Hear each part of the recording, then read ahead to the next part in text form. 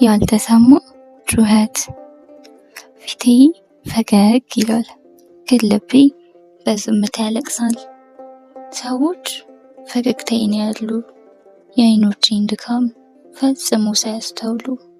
አንዳንዴ በሰዎች መካከል ቆሜ ከብቸኝነቴ ጋር እነጋገራለሁ። ምክንያቱም የሚያዳምጠኝ ሰው ፈልጌ አጣለሁ። ደህና ነኝ የምለው በከንፈሬ ብቻ ነበር።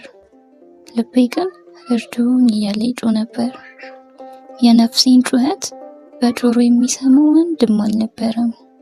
ምክንያቱም ጩኸት ሁልጊዜ ድምፅ አይኖረውም። አንዳንዴ በተዘጉ ዓይኖች ይፈሳል፣ አንዳንዴ በተሰበረ ልብ ይኖራል፣ አንዳንዴ ደግሞ በፈገግታ ጀርባ ይደበቃል። ሰውን በፈገግታው ብቻ አትፍረደው።